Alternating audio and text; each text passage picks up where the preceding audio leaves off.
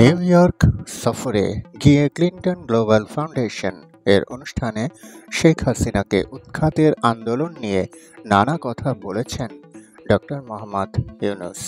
এই আন্দোলনের নেপথ্যের মস্তিষ্ক তাকেও তিনি মঞ্চে ডেকে আমেরিকার প্রাক্তন প্রেসিডেন্ট বিল ক্লিন্টনের সঙ্গে পরিচয় করিয়ে দিয়েছেন। তরুণ সমাজের প্রতিনিধি হিসেবে আন্দোলনে গুরুত্বপূর্ণ ভূমিকা নেওয়া দুই সাংবাদিককেও মঞ্চে তুলেছেন মোহাম্মদ ইউনূস। আমেরিকা সফরের ঠিক আগে যাদের নিয়োগ করা হয়েছে তার সহকারী প্রেস সচিব হিসাবে। কিন্তু এসব নিয়ে বিতর্ক এখন সরগরম দেশে।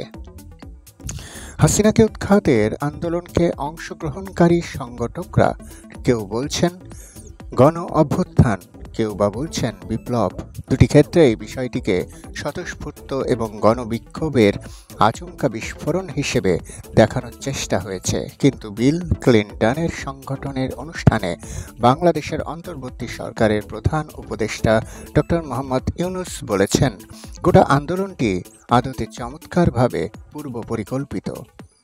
তিনি কথাটি আবার বলছি, গোটা আন্দোলনটি আদতে চমৎকারভাবে পূর্ব পরিকল্পিত। এতেই আপত্তি সংগঠকদের অনেকের। ইউনূসের কথা অনুসারে তাহলে বিপুল ধ্বংসকাণ্ড এবং মৃতদেহের পাহাড় তৈরিও প্রাক পরিকল্পনারই ফল। জেল ভেঙে জঙ্গি ও অপরাধীদের মুক্ত করাও আগেই ঠিক করা। ভারতীয় দূতাবাসের সংস্কৃতি কেন্দ্রে আগুন নিয়ে লুটপাট ও ছক অনুসারে করা। নতুন সরকারের স্বরাষ্ট্র উপদেষ্টা হিসেবে দায়িত্ব পাওয়ার পরে প্রাক্তন সেনা কর্মকর্তা এম সাখাওয়াত হোসেন সরেজমিন তদন্তের পরে বলেছিলেন, নিহতদের অধিকাংশের দেহ থেকে যে বিশেষ ধরনের বুলেট মিলেছে তা পুলিশ বা কেউ ব্যবহার করে না। এমন বুলেটে নিহতের সংখ্যা পুলিশের বুলেটে নিহতের চেয়ে বেশি। আমেরিকার নেতৃত্বাধীন নেটোর ব্যবহৃত এই বিপুল পরিমাণ বুলেট কিভাবে বাংলাদেশে এলো, কারা ব্যবহার করে এত খুন করল, তা রহস্যময় বা রহস্যজনক। সেই বুলেট রহস্য সমাধানের তদন্তের পথে হাঁটেনি ইউনূস সরকার। গুরুত্বহীন দপ্তরে সরানো হয়েছে সাখাওয়াতকে।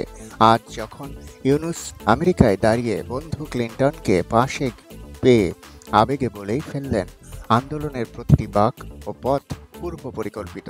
ফের সামনে চলে আসে সেই বুলেট রহস্য, যা নিয়ে রাগ করেনি কোনো বিপ্লবী। অন্যদিকে পিনাকি ভট্টাচার্য প্রফেসর ইউনূসের জাতিসংঘের ভাষণ ভালো হয়েছে বলে মন্তব্য করেছে। কিছু ওয়ান্ডারফুল এলিমেন্ট আছে, কিছু জিনিস তিনি যুক্ত করতে পারতেন, কিছু জিনিস বাদ দিতে পারতেন। আমার জানা মতে তিনি স্পিচ রাইটারের সাহায্য নেন না, ওনার বক্তব্য উনি নিজেই লেখেন। অন্তত যে সময়কাল আমি ওনার সঙ্গে কাজ করেছি তাও নিচের এলিমেন্টগুলো তিনি বিবেচনা করলে স্পিচ আরও ভালো হতো। Great elements. নাম্বার 1, ফিলিস্তিন নিয়ে অবস্থান, গাজায় গণহত্যা বন্ধের আহ্বান।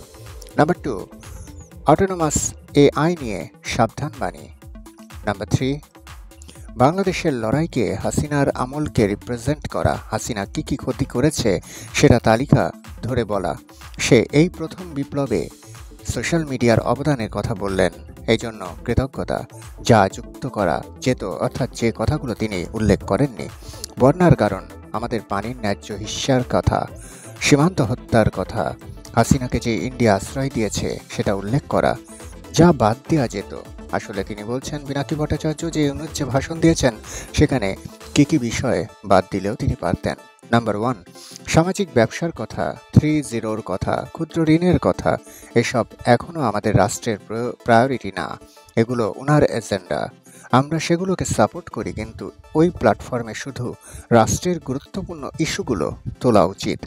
নাম্বার 2, ফিলিস্তিনের 2 স্টেট সলিউশন না বলে শুধু ফিলিস্তিনের স্বাধীনতার কথা বললে বেটার হইতো। আমার ঠিক জানা নেই 2 স্টেট সলিউশন আমরা অফিসিয়ালি গ্রহণ করেছি কিনা, কিন্তু ফিলিস্তিনের লড়াইয়ের বিগেস্ট স্টেক হোল্ডার কিন্তু 2 স্টেট সলিউশন মানে না, ইরান মানে না। তাই এই বিষয়টাই স্ট্রেইট অবস্থান নেওয়াটা অ্যাভয়েড করা যেতেই পারত। প্রফেসর ইউনূসকে আরও বেশি প্র্যাকটিসের টাইম দিতে হবে। উনি এখনও টেলিপ্রম্পটার দেখে পড়তে অভ্যস্ততা অর্জন করেন নাই, আটকে আটকে যাচ্ছিলেন। ওনার স্পিচ 20 মিনিটে যেন শেষ হয় তেমন কম্প্যাক্ট করতে হবে। কথাগুলো বলেছেন বিখ্যাত একজন ইউটিউবার এবং কন্টেন্ট ক্রিয়েটার্স, বা আপনি একজন ইনফ্লুয়েন্সারও বলতে পারেন, তিনি পিনাক্কি ভট্টাচার্য, যিনি স্পষ্টতই বলেছেন ডক্টর মোহাম্মদ ইউনূসের ভাষণ ভালো হয়েছে, কিন্তু তিনি কিছু বিষয় বাদ দিতে পারতেন, কিছু বিষয় যুক্ত দিলে স্পিচটা আরও ভালো হতো। পিনাকি ভট্টাচার্য আরও বলেছেন ওনার স্পিচ রাইটারের দিকে এবং স্পিচ প্র্যাকটিসের দিকে আরও নজর দিতে হবে, যাতে খুব দ্রুত সময়ের মধ্যে খুব কার্যকরী বিষয়গুলো তুলে ধরতে পারেন। প্রথম নিউজটা ছিল আনন্দবাজার অনলাইন পত্রিকার, আর দ্বিতীয় নিউজটা পিনাকি ভট্টাচার্যের ভেরিফাইড ফেসবুক থেকে পাওয়া।